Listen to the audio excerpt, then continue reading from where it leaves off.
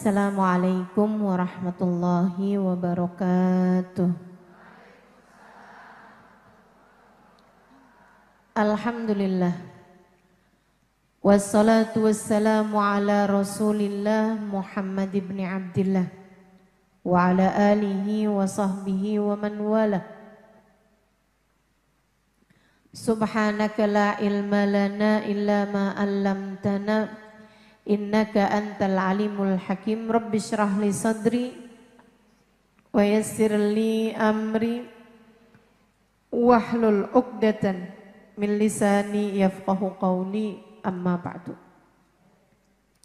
A'udzu billahi minasyaitonir rajim. Inna 'iddatash syuhuri 'indallah ithnai 'asyara syahran mudkhalaqas samawati wal ardh minha arba'atun hurum. Kata Allah dalam Al-Quran, sesungguhnya jumlah bulan di sisi Allah ada 12 bulan sejak Allah ciptakan langit dan bumi. Di antara 12 bulan tersebut ada 4 bulan yang mulia. Nabi Muhammad menerangkan tentang 4 bulan mulia ini dalam hadis beliau, thalatha sard wahid fard. 3 bulannya berturut-turut, 1 bulannya menyendiri. Wa amma sard fadul qa'dah fadul hijjah fa muharram. Bulan yang berturut-turut adalah bulan Dzulqa'dah, Dzulhijjah, kemudian Muharram, bulan 11, 12 dan bulan 1. Fa amma fard, adapun 1 bulan yang menyendiri, fahuwa Rajab, maka itu adalah bulan Rajab. Bulan yang sangat dimuliakan di sisi Allah. Bulan yang sangat dicintai di sisi Allah. Dan bulan yang sangat dicintai bagi baginda kita Nabi besar Muhammad sallallahu alaihi wa ala alihi wa sahbihi wasallam. Bulan yang paling dicintai Allah sampai-sampai Allah mengatakan Rajab syahrullah. Katanya Nabi Muhammad, Sya'ban syahri wa Ramadan syahru ummati. Rajab adalah bulannya Allah. Ramadan adalah bulanku, kata Nabi Muhammad.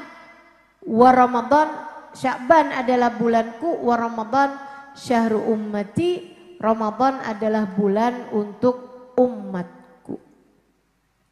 Semua bulan ciptaan Allah. Tapi kenapa Rajab secara khusus dikatakan oleh Nabi Muhammad sebagai bulannya Allah? Maksudnya adalah Rajab bulan yang sangat dicintai oleh Allah. Sama kayak kamu misalnya sebagai seorang ibu, kamu punya anak 12. Misal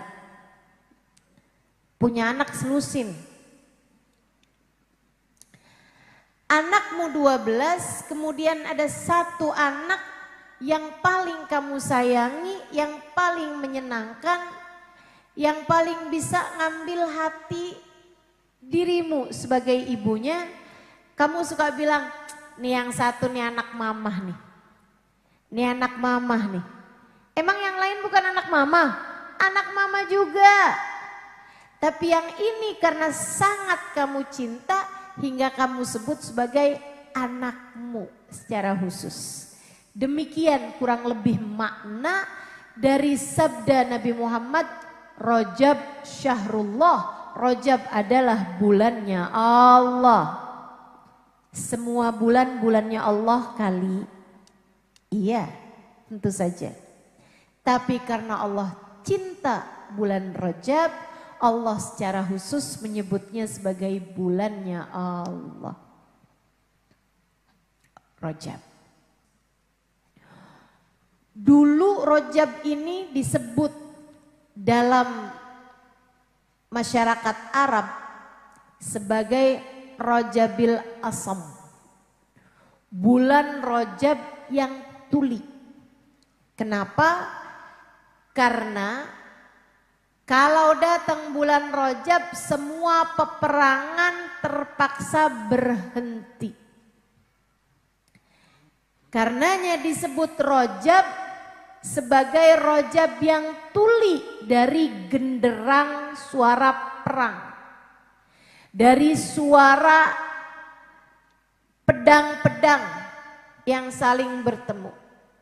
Suara gemuruh perang tuh berhenti kalau masuk bulan Rajab karena mereka memuliakan bulan Rajab.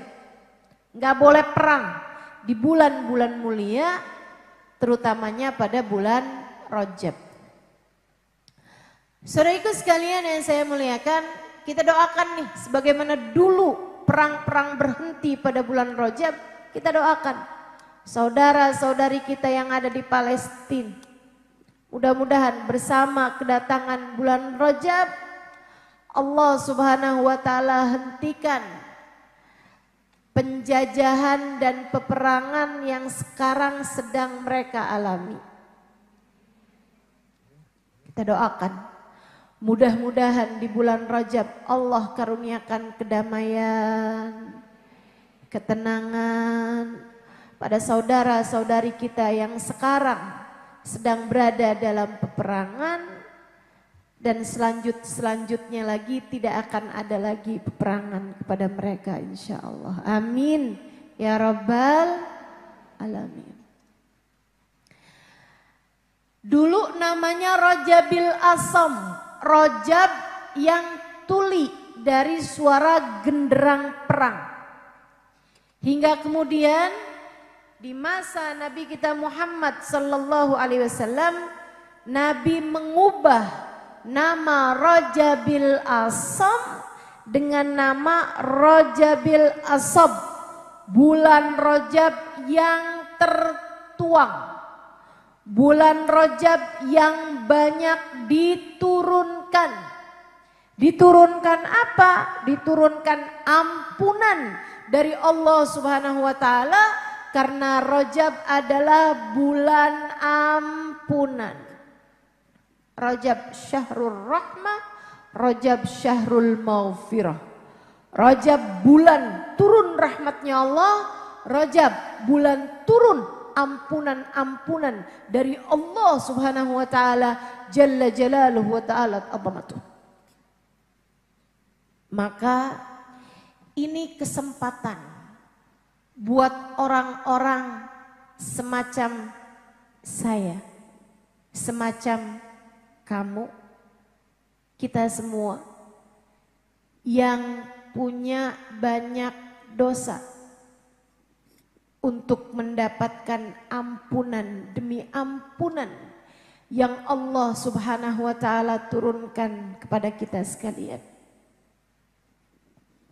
Jangan sampai Rajab berlalu sementara dosa-dosa kita tetaplah di tempatnya. Jangan sampai Rajab berlalu justru dosa kita semakin bertambah banyaknya. Jangan sampai Rajab terlewat begitu saja sementara kita terhalang dari semua ampunan yang Allah Subhanahu wa taala janjikan diturunkan pada bulan mulia ini. Tak ada arti dari turunnya ampunan jika tidak membuat dosa-dosamu terampuni. Tak ada arti dari yasubbullah maghfiratuhu sabba, dari turunnya tertuangnya hujan ampunan dari Allah Subhanahu wa taala pada bulan Rajab yang seperti ini, jika tidak membuat kita terampuni dosa-dosa kita. Kita sangat perlu ampunan, teman-teman. Tahukah kamu, satu dosa saja yang tidak diampuni Allah cukup untuk jadi alasan Allah menggelincirkan kaki kita di saat lewat jembatan Sirat. Tahukah kamu? Satu dosa yang dilakukan Adam alaihissalam, melanggar aturan Allah subhanahu wa ta'ala, wala taqraba hadhihi syajarah fatakuna minadh dhalimin. Adam, Hawa, kamu boleh makan apapun di surga, tapi jangan deket-deket satu pohon ini. Fa'akala minha. Ternyata keduanya memakan buah tersebut. Fabadat lahuma sawatuhuma. Maka Allah Subhanahu wa taala kemudian membukakan aurat mereka, menurunkan mereka ke atas muka bumi ini. Hanya disebabkan karena satu dosa. Sama halnya dengan iblis. Saudariku sekalian, iblis itu sudah ibadah pada Allah Subhanahu wa taala 70.000 tahun lamanya. Enggak di bumi, enggak di langit. Kana minal jin. Dia itu dulunya salah satu dari bangsa jin pertama yang diciptakan Allah, yang kemudian Allah hancurkan semua jin tersebut yang menghuni bumi ini, illa iblis. Kecuali iblis diselamatkan oleh Allah Subhanahu wa taala, ditaruh di atas langit. Karena ibadahnya yang luar biasa. Imam Ghazali dalam kitab Minhajul Abidin menceritakan, ma min buq'ah min biqa'il ard. Tidak ada satu jengkal tanah di atas muka bumi, wala fis sama, tidak pula di langit, illa waqad sajad iblis fihi sajdah, kecuali sudah pernah dijadikan tempat sujudnya iblis. Bumimu yang kamu duduki sekarang pernah dijadikan tempat sujudnya iblis, teman-teman saudara sekalian. Ahli ibadah, jangan kamu kira. Iblis itu ahli ibadah. Dinaikkan Allah di atas surganya. Tinggal bersama para malaikat-malaikatnya Allah SWT. Bukan termasuk malaikat, tapi dapat julukan tawusul malaikah. Burung meraknya para malaikat. Iblis ibadah kepada Allah 70.000 tahun lamanya. Sujud di semua jengkal tanah di atas muka bumi sebelum dia dimuliakan untuk sujud di semua jengkal tanah di langit. Akan tetapi satu saja dosanya iblis. Wa idh qulna lil malaikati isjudu li Adam fasajadu illa iblis. Ketika kami memerintahkan semua malaikat, sujudlah kalian kepada Adam. Semuanya sujud kecuali iblis. Allah tanya iblis, kenapa kamu gak mau sujud? Iblis dengan pongah, dengan sombongnya mengatakan, ana khairun minhu khalaqtani min nar wa khalaqtahu min tin. Aku lebih baik darinya ya Allah. Kenapa aku harus sujud kepadanya? Kau cipta aku dari api yang dapat membakar. Sementara engkau cipta dia dari tanah yang diinjak-injak. Saya lebih baik dari Adam. Iblis tidak merasa lebih baik dari malaikat, teman-teman. Iblis hanya merasa lebih baik dari satu makhluk saja, yaitu Adam. Segitunya Allah Subhanahu wa taala kemudian memerintahkan, wahai iblis, turunlah kamu di bumi. Fa innaka rajim, sesungguhnya kamu telah terkutuk. Hanya karena satu dosa yang dilakukan iblis, ibadahnya 70.000 tahun menjadi tak berarti. Hanya karena merasa lebih baik dari satu makhluk, sujudnya dalam tiap jengkal tanah di langit dan bumi menjadi tak ada artinya. dan kamu dan saya dan kita semua. Berapa banyak dosa-dosa yang telah kamu lakukan? Berapa banyak dosa-dosa yang telah kita lakukan? Dan kita semua. Berapa banyak makhluknya Allah yang kita merasa lebih baik darinya? Sungguh cukup bagi Allah alasan untuk membuat kita saat melewati jembatan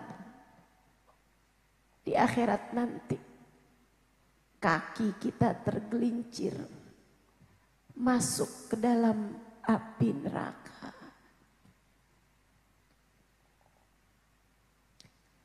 Andai Allah mau memperhitungkan dosa-dosa kita, tak ada siapapun di antara kita yang selamat. Kalau Allah mau menghitung dosa-dosamu, saya rasa kamu tak akan selamat.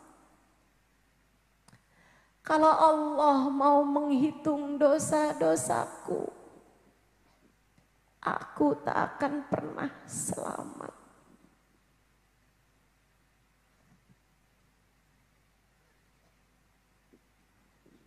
Kita perlu banyak ampunan.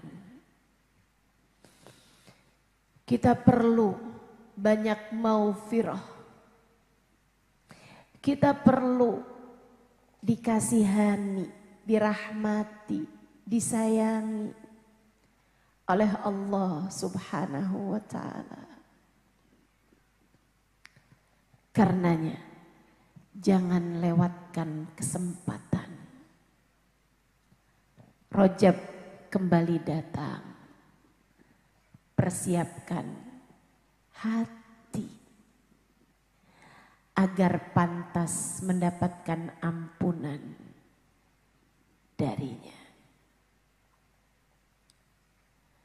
Idza aznaba al-'abd nakat fi qalbihi nuktah sauda. Ketika seseorang mengerjakan dosa, tertorehlah dalam hatinya satu titik hitam. Ketika ia bertaubat memohon ampunan, Allah pun menghapuskannya. Namun jika tidak, ia akan tetap tinggal di sana. Ketika ia melakukan dosa lagi, maka titik-titik hitam tersebut akan memenuhi ruang hatinya, sehingga hatinya menjadi hitam, sehingga hatinya menjadi gelap. Apa cirinya hati yang gelap? Kalau dapat nasihat nggak ada yang bergerak dalam hatinya. Kalau disebutkan tentang dosa-dosa, dia tidak merasa bahwa dosa-dosanya memang telah begitu banyaknya. Hati kalau keras, disebutkan tentang neraka, disebutkan tentang azab kubur, diceritakan tentang Allah, tak akan bertambah keimanannya. Malah justru dia akan melihat orang-orang lain lebih banyak dosanya daripada dirinya. Iya tuh emang orang-orang tuh pada banyak dosanya. Suka pada nyakitin saya. Bulan Rajab kayak gini nih pada perlu tuh sama ampunan. Tapi kan mereka gak pada istighfar. Karena kan gak pada dengerin kajian. Dia merasa seolah-olah jaminan surga telah diberikan padanya.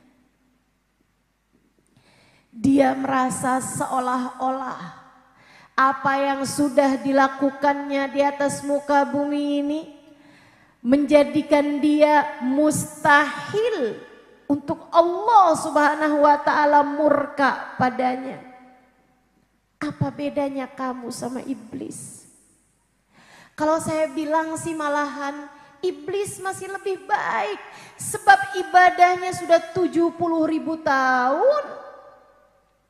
Sebab sujudnya telah sepanjang itu dan sebanyak itu.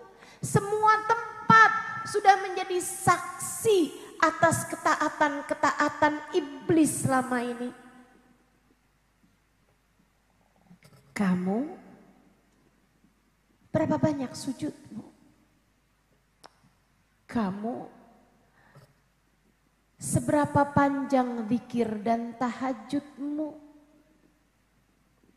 Kamu seberapa banyak firman-firman Allah kamu baca dengan lisan dan hatimu? Betapa sangat perlunya kita sama ampunan Allah. Hati yang hitam sulit untuk bisa mendapatkan hidayah dari Allah. Sampai kalau hati tersebut sudah menjadi berkarat, sudah menjadi berkarat, sudah menjadi berkerak. Karena yang hitam sudah menumpuk. Hatinya sudah penuh dengan dosa, masih tertoreh lagi titik-titik hitam yang akhirnya menjadikan hati tersebut menjadi berkerak, menjadi karat. Dalam bahasa Al-Quran Allah menyebutnya dengan nama Ron, kalabal ron ala kulubihim bima kanu yaksibun. Kalla innahum ar-rabbihim yawma idin lamahjubun. Kalla, kata Allah sekali-kali tidak. Balrana ala qulubihim. Ada karat di dalam hati mereka. Ada kerak dari tumpukan dosa-dosa yang telah mereka lakukan. Kalla innahum ar-rabbihim yawma idin lamahjubun. Orang yang hatinya berkerak, orang yang hatinya berkarat, di hari akhirat nanti akan terhalang dari Allah. Di hari akhirat nanti akan terhalang dari rahmatnya Allah. Di saat kematiannya, orang-orang yang hatinya semacam ini akan mati dalam keadaan su'ul khatimah. Iman tercabut dari dalam hatinya sesaat menjelang ajal menjemputnya. Na'udzubillah min dzalik. Ya Allah, lindungkan kami semua dari menjadi orang-orang yang semacam ini. Ya Allah, ya Allah, ya Allah. Hujan ampunan sebentar lagi mulai turun. Ia akan turun ke dalam hati-hati kita. Akan mulai menghapuskan titik-titik hitam yang selama ini telah memenuhi ruang hati kita.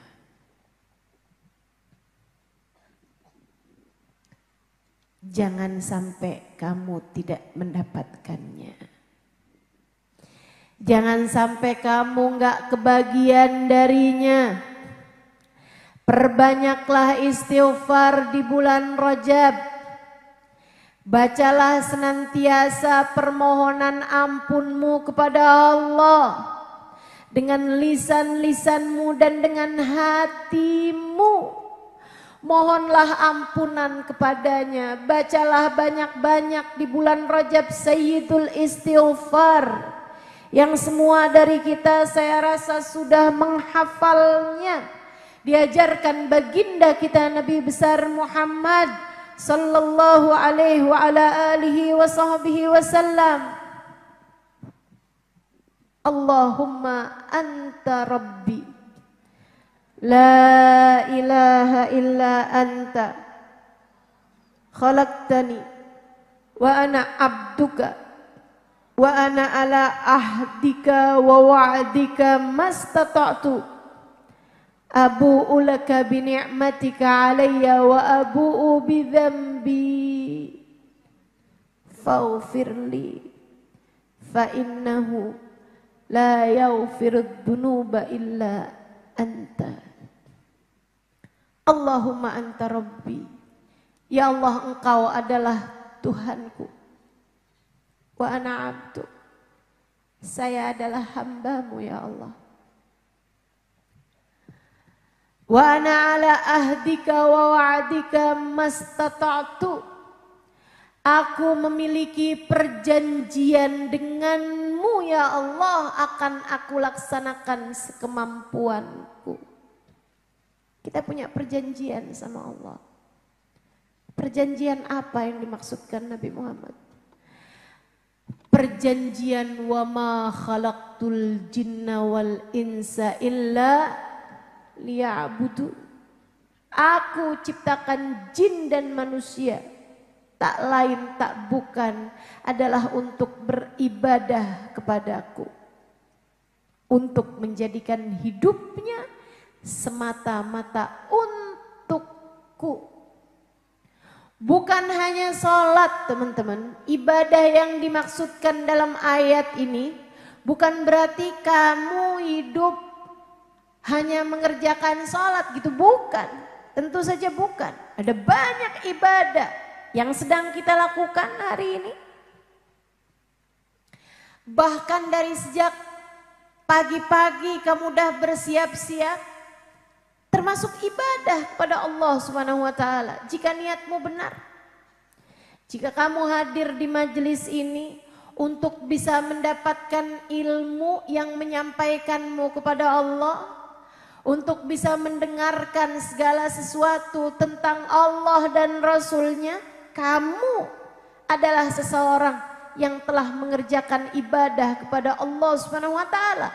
Bahkan sejak kamu mandi, kamu berpakaian, kamu keluar rumah, kamu minta izin suami buat pergi, kamu mulai berjalan. Semua yang kamu lakukan, bahkan dari sejak tadi malam. Ketika kamu mulai berniat, besok pagi saya akan datang. Bahkan dari sejak ketika kamu mendengarkan pengumuman bahwa akan ada majelis di tempat ini dan kamu sudah berniat saya akan menghadirinya. Kamu sudah tertulis sedang mengerjakan taat dan beribadah kepada Allah. Saudariku sekalian yang saya muliakan, bahkan ketika kamu sedang mempersiapkan untuk suamimu ini sarapannya ya, semuanya sudah tertulis ibadah kepada Allah Subhanahu wa taala.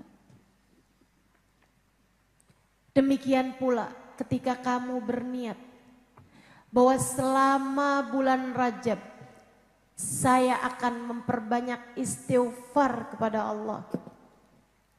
Dari niatmu ini Allah menghitungmu beribadah kepada Allah Subhanahu wa taala. Saudariku sekalian yang saya muliakan, semua yang kamu lakukan, jika kamu niatkan hidupmu buat Allah, semua yang kamu lakukan bernilai ibadah di sisinya. Wa ana ala ahdika wa wa'dika mastata'tu. A'udzubika min syarri ma sana'tu. Aku berlindung ya Allah kepadamu atas dosa demi dosa yang lagi-lagi aku kerjakan. Abu'u laka bi ni'matika alayya. Ya Allah, Engkau datang kepadaku dengan nikmat-nikmat darimu yang tak ada habisnya, yang tak mampu aku hitung. Sedari tadi pagi ini kamu bangun dalam keadaan sehat. Kamu bisa mandi, kamu bisa sholat subuh, kamu bisa begitu banyak nikmat yang telah Allah Subhanahu wa taala berikan kepadamu. Kamu bisa sarapan, kamu bisa minum teh, minum kopi.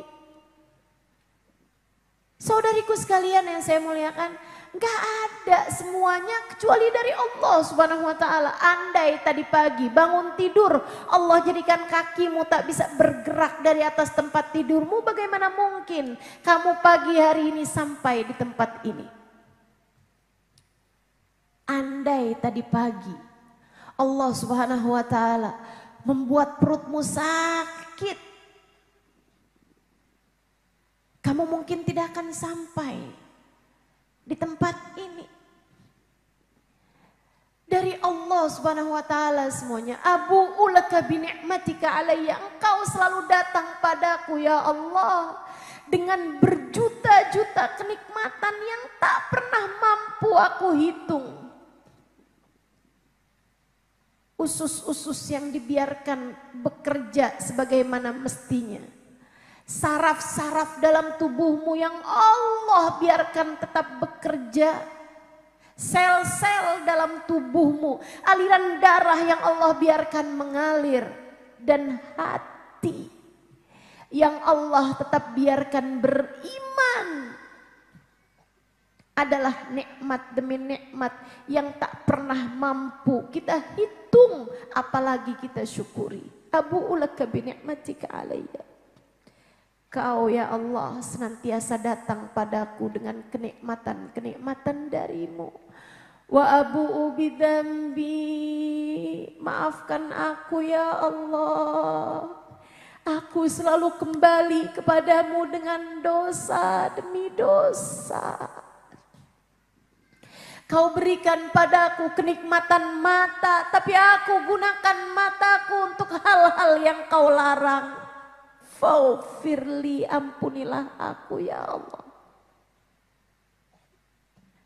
Kau berikan padaku pendengaran telinga.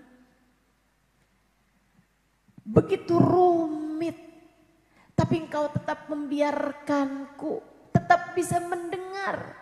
Padahal entah berapa dosa yang telah dikerjakan telingaku selama ini. Kau berikan aku lisan. Daging sekecil ini tak bertulang. Dengannya aku bisa mengucapkan apapun saja yang aku mau. Tapi yang darimu bukannya aku pergunakan menyebut namamu. Bukannya aku pergunakan membaca firman-firman-Mu. Bukannya aku gunakan lisanku untuk bersolawat kepada kekasih-Mu. Akan tetapi ya Allah, betapa seringnya aku gunakan lisanku untuk mengobok-obok aib orang lain. Untuk mencabik-cabik kekurangan-kekurangan orang lain. Aku gunakan untuk membicarakan aib-aib orang. Betapa banyak lisan-lisanku ini ya Allah. Berkata hal yang buruk pada suami, marah-marah kepada anak, ngomel-ngomel, nyakitin hati suami, nyakitin hati orang-orang. Abu'u laka bi ni'matika alayya. Kau datang dengan memberi kenikmatan lisan. Abu'u bidzambi. Aku gunakan lisanku untuk berbuat dosa demi dosa. Faghfirli.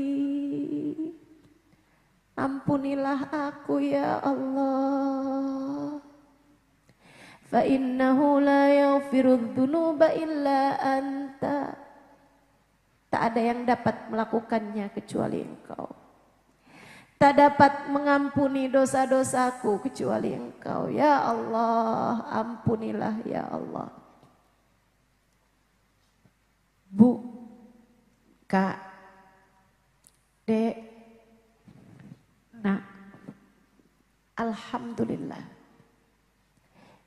Kita punya Allah seindah-indah pengampun.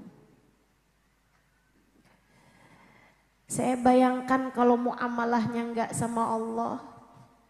Saya bayangkan kalau urusannya enggak sama Allah. Mata yang dipakai buat ngelihat maksiat mungkin sama Allah udah dibikin buta. Andai muamalah kita ini bukan urusan kita, adep-adepannya kita bukan kepada Allah yang Maha Pengampun, mungkin kaki-kaki kita yang sudah pernah pergi ke tempat-tempat maksiat bisa jadi Allah jadikan lumpuh dan tak lagi bergerak.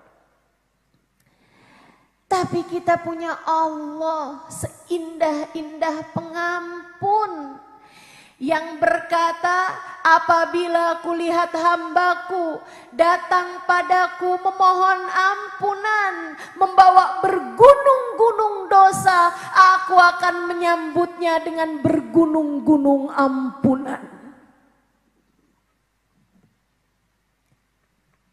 Man atani yamshi ataituhu harwala.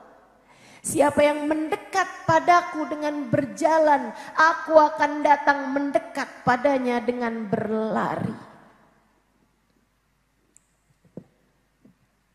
Man tagarraba ilayya shibra taqarrabtu ilaihi dhira'a.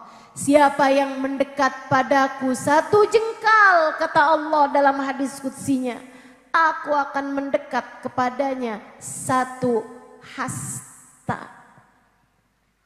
Dari ujung jari sampai ke tangan ini, sampai ke siku satu hasta.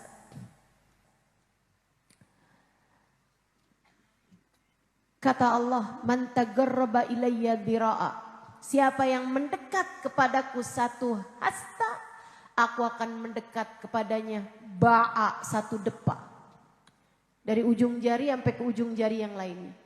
Satu depa. Siapa yang mendekat padaku dengan berjalan, aku akan mendekat padanya dengan berlari. Alhamdulillah. Karenanya kita perlu segera mendekat kepada Allah untuk mendapatkan ampunan-ampunan Allah. Bulan Rajab tiap habis maghrib sama habis subuh jangan lupa buat baca istighfar 70 kali. Rabbighfirli warhamni watub alayya, atau yang lebih tepatnya sesuai dengan teks hadisnya berbunyi Allahumma ghfirli warhamni watub alayya. Sebaiknya laksanakan begitu selesai salam dari sholat subuh ataupun maghrib, sebelum membaca dzikir-dzikiran yang biasanya. Jadi begitu habis selesai salam, assalamualaikum warahmatullah, assalamualaikum warahmatullah, angkat tanganmu, tengadahkan tanganmu, kemudian berdoa, Allahumma ghfirli warhamni watub alayya, Allahumma ghfirli warhamni watub alayya, Allahumma ghfirli warhamni watub alayya. Ya Allah ampunin, ya Allah sayangin, ya Allah karuniakanlah taubat kepadaku ini ya Allah. Ya Allah ampunin, ya Allah sayangin, ya Allah karuniakanlah taubat kepadaku ya Allah. Kembalikan aku di jalanmu ya Allah. Jadikan aku hamba-hambamu ya Allah. Allahumma ufirli warhamni watub alayya. Kapan dibaca? Ba'da subuh dengan ba'da maghrib. Ustazah, kalau dipindah waktunya boleh? Jangan. Habis subuh sama habis maghrib. Kalau yang habis maghribnya, kalau kamu nggak bacanya habis maghrib, boleh kamu baca ba'da isya. Ba'da asar boleh? Jangan. Ba'da asar belum masuk waktu malam. Jadi awal pagi dengan awal malam. Selama bulan Rajab dibaca berapa kali? 70 kali. Gimana bacanya? Allahumma ufirli warhamni watub alayya. Dibaca terus. Katanya Nabi Muhammad, siapa yang baca ini sepanjang bulan Rajab, harramallahu sya'rahu wa basyarahu minan nar. Allah akan lindungkan dirinya, kulitnya dan rambutnya dari siksa api neraka. Allah akan halangkan dirinya dari siksa api neraka. Allah akan ampuni dosa-dosanya. Mudah-mudahan Allah mudahkan untuk kita dapat mengamalkannya, insya Allah. Amin. Niat ngamalin, Bu? Insya Allah. Saudariku sekalian yang saya muliakan, bulan Rajab, bulan turunnya banyak sekali ampunan. Dan di bulan Rajab ini pula lah Allah Subhanahu wa taala menghadiahkan karunia yang membuat Nabi Muhammad mencintai bulan Rajab. Menghadiahkan buat Nabi Muhammad peristiwa agung, yaitu peristiwa Isra dan Mi'raj. Hadiah tertinggi yang Allah Subhanahu wa taala berikan kepada seorang hamba. Diangkat, dinaikkan, menembus dari perjalanan bumi dari Mekah ke Masjidil Aqsa. Kemudian dari Masjidil Aqsa dibawa naik terus menembus langit demi langit, langit demi langit hingga Sidratul Muntaha wa kana qaba qausaini au adna. Hingga sampai di Sidratul Muntaha, puncak tertinggi, udah puncak tertinggi pula. Kana qaba qausaini au adna. Didekatkannya Nabi Muhammad sedekat-dekatnya. Dipertemukannya Nabi Muhammad dengan Allah Subhanahu wa taala Tuhannya. Allah mempertemukan dirinya dengan manusia terkasih di sisinya. Baginda kita Nabi besar Muhammad sallallahu alaihi wa ala alihi wa sahbihi wasallam. Saudaraku sekalian, tahun 2016 saya berangkat ke Aqsa, Masjidil Aqsa. Selain daripada berangkat umroh, itu teman-teman, batu yang dijadikan tempat startnya Nabi Muhammad, tempat naiknya Nabi Muhammad ke langit, itu batunya diikat pakai banyak sekali tali. Bagian bawahnya ada tali-tali yang ikat. Saya heran kenapa kok batu pakai diikat. Batu tuh udah berat.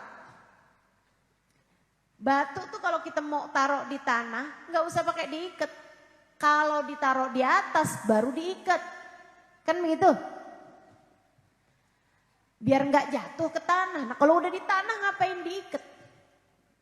Itu teman-teman, batunya Isra Mi'raj itu pakai diikat dengan banyak tali. Kenapa gitu? Karena dia itu waktu Nabi Muhammad naik kepengen ikutan naik juga. Oke, sampai sekarang tuh ada iketan-iketannya tuh batunya. Saudaraku sekalian yang saya muliakan, malam terakhir saya di Kudus, di Yerusalem, di Baitul Maqdis. Habis pulang dari sholat Isya, itu sebelum subuhnya saya udah berangkat ke umroh. Saya lewatin masjid yang ada batu besarnya itu ya, batu Mi'rajnya Nabi. Tapi waktu itu masjidnya tuh udah mulai mau dikunci, udah lagi dikunci-kunciin gitu sama marbotnya. Saya dengan beberapa teman kepengen sholat witir di situ gitu. Sebagai malam terakhir saya, dan saya nggak tahu apakah nantinya kapan lagi bisa pergi ke Aqsa lagi. Karena memang negeri itu kan banyak sekali kejadian-kejadian yang tidak terduga ya, seperti saat sekarang. Mudah-mudahan Allah segera karuniakan kedamaian buat orang Palestina insyaallah. Jadi saya samperin tuh marbotnya yang lagi ngunciin masjid. Saya bilang khalina nadkhul wa nusallil witr. Boleh nggak nih kita masuk? Izinin dong kita masuk, kita mau sholat witir gitu. Bukrah banu safirul umrah. Besok sebelum subuh kita udah berangkat ke umroh gitu. Terus dia bilang, oke boleh tapi jangan lama-lama gitu. Saya ngerti lah mungkin dia mau cepet-cepetan tutup masjid kan, dia mau makan malam, dia mau pulang, dia ngantuk, kita nggak tahu kan. Jadi saya bilang baik, kita akan cepet-cepetan. Saya masuk sholat witir bersama dengan teman-teman saya juga. Kita berpencar-pencar gitu kan. Habis selesai saya sholat, saya disamperin sama yang tadi marbot itu. Saya pikir oh nih mesti disuruh cepetan pulang nih. Terus dia nanya, Araftil Arabiyah? Dia bilang kamu ngerti bahasa Arab? Saya bilang bolehlah dibandingin orang Kerawang.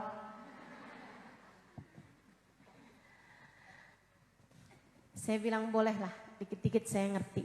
Dia bilang ta'al bu'urwik. Dia bilang sini deh saya mau tunjukin kamu sesuatu. Saya ajakin semua teman-teman saya tuh. Dia bilang, ayo ikut-ikut. Saya nggak tahu nih dia mau ngapain kan. Dia ngajak saya ke batu yang besar itu tadi yang jadi pijakannya Nabi ketika Mi'raj. Di situ ada satu lubang. Dia bilang, adkhili yadik, masukin tangan kamu ke dalam situ. Saya curiga ya kan. Ada ular gimana di dalam? Tapi saya liatin dia kayaknya nggak mau nipu gitu. Jadi saya masukin juga tuh tangan saya. Habis itu dia bilang syammi yadik. Kamu pegang batu di situ dia bilang, tapi memang karena kecil lubangnya kan udah pasti tuh kepegang. Dia bilang syammi yadik, cium tangan kamu. Saya cium tangan saya wangi banget. Enak banget. Saya jadi mikir, oh dia tukang jual minyak wangi. Dia mau promo. Saya tanya, wangi saya bilang. Bisa saya dapat di mana nih minyak wanginya? Terus dia bilang nggak tahu saya. Oh berarti dia nggak jualan minyak wangi nih. Saya bilang ini minyak apa nih?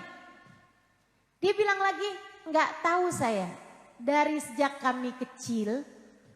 Kami suka masuk-masukin tangan kami ke situ karena dia wangi. Tanpa pernah ada yang taruhin minyak wangi. Bahkan orang-orang tua kami semuanya bercerita bahwa tempat itu, lubang itu wangi dari mereka kecil. Jadi emang dari dulunya udah wangi gitu. Dia bilang kabarnya lubang ini jadi wangi karena dulu beberapa helai jenggotnya Nabi Muhammad jatuh ke lubang tersebut, membuat dia sampai sekarang berbau wangi. Itu Nabi itu. Jenggotnya doang teman-teman. Jatuh ke lubang. Lubangnya jadi wangi. 1400 tahun. Kebayang kayak apa wanginya Nabi Muhammad. Pantas aja. Sahabat tuh cerita. Kami kalau lagi bicara sama Nabi Muhammad. Lagi ngobrol nih barengan sama Nabi. Ka'annal miska yakhruju min fi. Kayak bau wangi kasturi, bau wangi misik.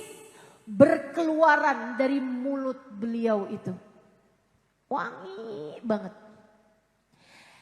Idza jalasa fi majlisin baqiyatibuhu fihi ayyaman wa in taghayyab. Nabi kalau duduk di suatu tempat Aroma wanginya keciuman berhari-hari. Meskipun Nabi sudah tidak ada lagi di tempat tersebut. Jadi orang tuh kalau Nabi habis bertamu 4-5 hari kemudian ada orang bertamu lagi di situ. Wangi banget nih tempat. Ruang tamumu kok wangi banget sih? Iya, Nabi habis dari sini. Oh, tadi pagi, bukan 4 hari yang lalu. Baginda kita Nabi besar Muhammad. Idza marra bi tariqin urifa min tibihi annahu qad marra fi. Para sahabat nih yang cerita. Nabi kalau habis jalan di sebuah jalanan, kami tahu Nabi habis lewat di mana dari aroma jalan tersebut.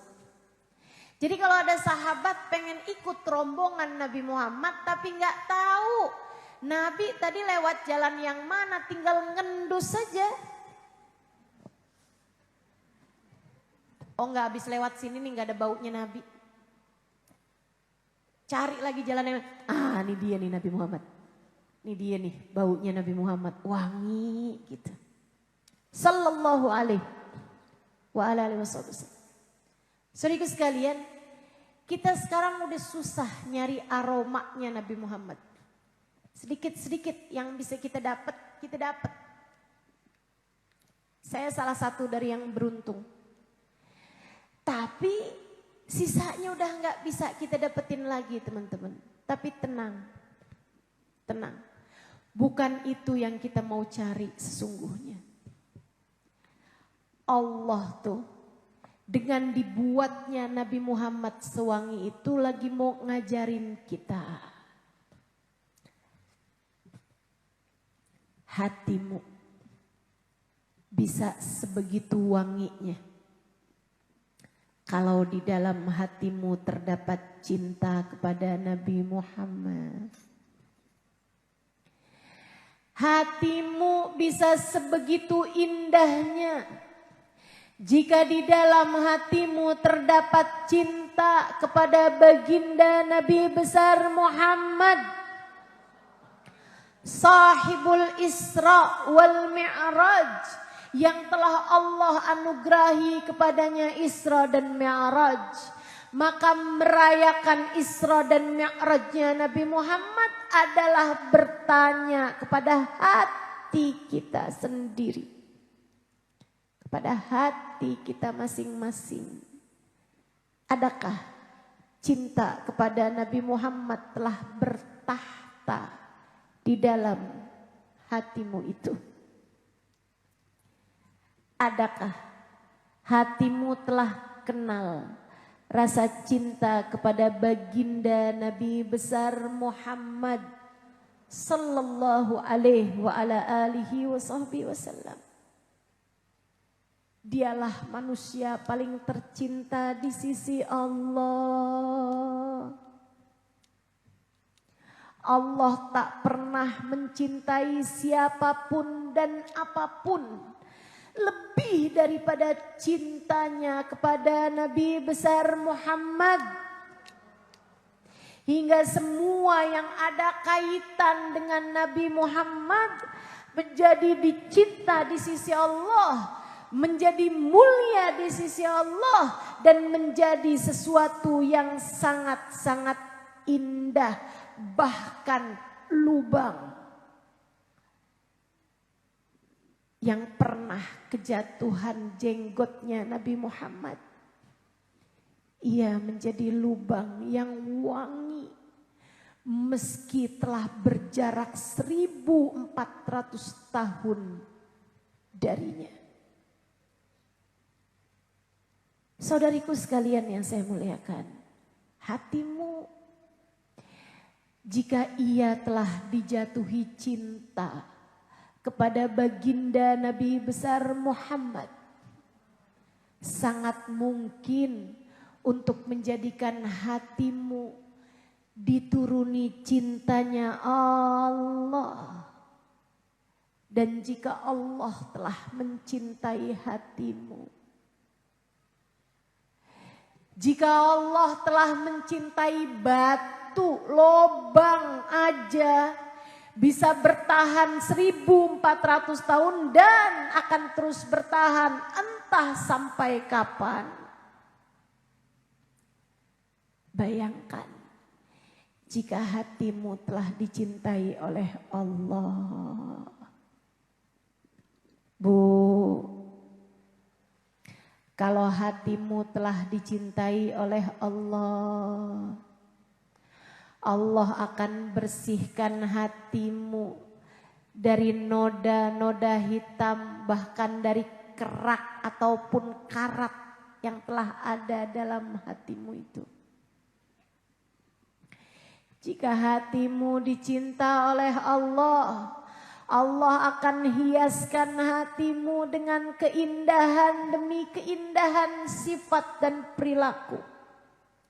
Kamu akan dikaruniai tawadhu, kamu akan dikaruniai syukur, kamu akan dikaruniai sabar, kamu akan dikaruniai iman, kamu akan dikaruniai yakin, kamu akan dikaruniai cinta, kamu akan dikaruniai kasih sayang, kamu akan dikaruniai takwa, khauf, roja, qanaah. Ada begitu banyak hal-hal indah yang Allah dapat karuniakan dalam hatimu itu.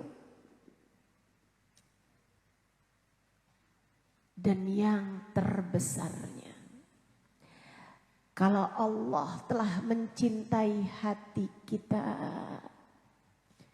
yuthabbitullahu alladhina amanu bil qawli tsabit fi hayatid dunya wal akhirah. Allah lah satu yang menetapkan hati hamba-hambanya dengan kalimat syahadat di dunia maupun di akhirat, saat hidup maupun saat kematiannya datang. Orang-orang yang hatinya telah dicinta oleh Allah dengan mudah saat sakaratul mautnya tiba berucap kalimat la ilaha illallah.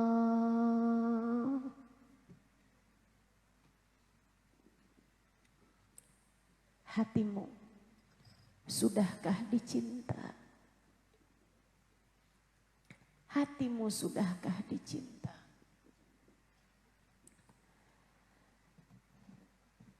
Sebab kalau hatimu dicinta, sakaratul mautmu akan ringan. Sakaratul mautmu akan husnul khatimah. Sakaratmu akan mudah berucap kalimat syahadat.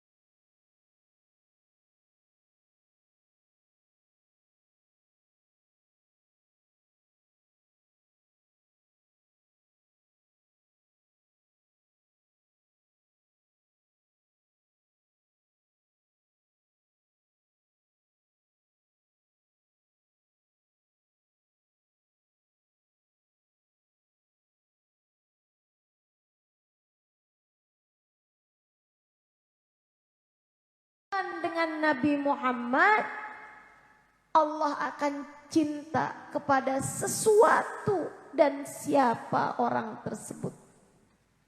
Jika dilihat oleh Allah hatimu punya cinta kepada Nabi Muhammad, Allah akan cinta kepada hatimu.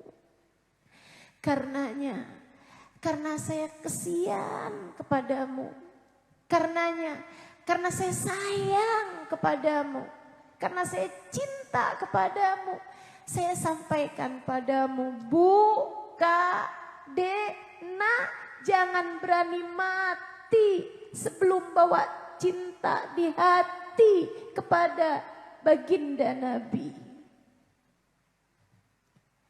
Jangan sampai kamu mati belum punya cinta sama Nabi.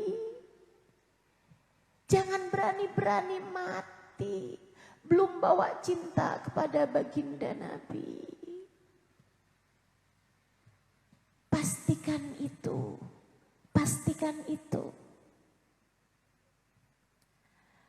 Kalau kamu sepanjang hidup di dunia tahu rasanya mencintai anak, sepanjang hidup di dunia kamu tahu rasanya mencintai suamimu, hingga kalau kamu terpisah beberapa hari darinya kamu merasa rindu, tanyakan pada hatimu, adakah kamu cinta kepada Nabi Muhammad? Cinta bukan urusan kata-kata, Bu. Cinta bukan sekedar ucapan, Dek. Kamu bisa aja bilang aku cinta Nabi Muhammad, tapi urusannya bukan sekedar kata-kata yang keluar dari lisanmu itu. Cinta adalah urusan hati. Cinta adalah urusan hati. Tanyakan pada hatimu, adakah hatimu mencintai baginda Nabi? Seberapa inginmu berjumpa dengannya? Seberapa inginmu memandang indah wajahnya? Ataukah kamu lebih ingin punya mobil yang bagus, punya rumah yang megah, punya anak-anak yang berprestasi? Sebab Nabi ketika bercerita tentang para pecintanya, dalam sebuah hadis Nabi Muhammad menyampaikan, oh syauqan ala ahbabi, duh rindunya hati ini kepada para pecinta-pecintaku. Wahai Rasul, innama nahan ahbabuk, kamilah para pecinta-pecintamu wahai Rasul. Antum ashabi, kata Nabi, kalian sahabat-sahabatku, kita selalu saja bertemu. Lantas siapa pecinta yang engkau rindukan itu wahai Rasulullah? Mereka adalah umatku. Ja'u min ba'dikum, datang sesudah kalian, lam ra'auni, mereka tidak pernah memandang wajahku, akan tetapi mereka rindu untuk berjumpa denganku, dan mereka mau berjumpa denganku meski andai menjual seluruh harta mereka sekalipun. Mereka mau menebusku dengan seluruh harta yang mereka punya sekalipun. Kamukah orangnya itu? Jika kamu merasakan cinta di hatimu yang andai untuk berjumpa dengan Nabi, kamu harus mengeluarkan apapun yang kamu punya, kamu rela melakukannya. Kusampaikan kabar gembira padamu. Nabi mencintaimu lebih daripada cintamu padanya. Nabi berkata sesudahnya, aku akan menantikan mereka di depan telagaku. Merayakan Isra dan Mi'raj adalah bertanya-tanya, sudah seberapa banyak porsi Nabi dalam hati kita? merayakan Isra dan Mi'raj adalah terus-terusan menintrospeksi diri. Sudah berapa banyak tangga kita naiki mendekatkan kita kepada baginda Nabi Muhammad sallallahu alaihi wasallam. Semoga kita tidak mati kecuali setelah cinta di dalam hati kita besar kepada baginda Nabi Muhammad sallallahu alaihi wasallam. Sebuah cinta yang cukup untuk mempertemukan kita dengan Nabi Muhammad. Sebuah cinta yang pantas untuk kita bawa berjumpa dengan baginda Nabi besar Muhammad. Bu, Kak, Dek, Nak, harta dunia ini kalau untuk sekedar makanmu, untuk sekedar hidupmu pasti akan cukup. Allah tak akan pernah membiarkanmu kelaparan. Percaya saya. Rezekimu itu sudah diatur dari langit. Kata Allah, rizqukum fis sama'i wa ma tu'adun. Rezeki kalian sudah selesai aku atur dari langit. Dan apapun yang sudah dijanjikan sudah selesai diatur dari langit. Yang belum dijanjikan adalah keadaanmu di akhirat nanti. Yang belum dijanjikan. Apakah matamu kelak dapat memandang wajah Nabi Muhammad? Yang belum dijanjikan. Apakah kelak kamu masuk dalam alam kubur? Kuburmu menjadi taman surga ataukah menjadi lubang-lubang api neraka? Maka kalau sisa hidupmu di dunia, kamu pakai buat kejar-kejar dunia, kamu pakai buat nyari-nyari harta, terus-terusan gak ada habis-habisnya, hidupmu yang mana yang kamu mau pakai buat nyari jaminan kebahagiaanmu di akhirat nanti? Sementara dunia yang kamu kejar-kejar ini, begitu kamu masuk dalam alam kuburmu, bahkan begitu sakaratmu tiba, sudah tak ada lagi artinya. Kamu tidak akan bisa membujuk malaikat Israel untuk pelan-pelan mencabut nyawamu, meskipun berapa banyak harta yang kamu punya. Begitu kamu masuk ke dalam alam kuburmu, tak ada lagi yang tersisa. Semua sudah menjadi hak ahli warismu. Kamu sudah gak punya apa-apa lagi. Berlian yang melingkar di jarimu itu tak ada artinya ketika Israel datang menjemputmu. Kendaraan pribadi yang mewah yang kamu kejar mati-matian itu gak ada lagi artinya. Saldo di rekeningmu begitu datang ajal menjemputmu tak ada lagi artinya. Rumah yang kamu bangun dengan susah payah tak ada lagi artinya.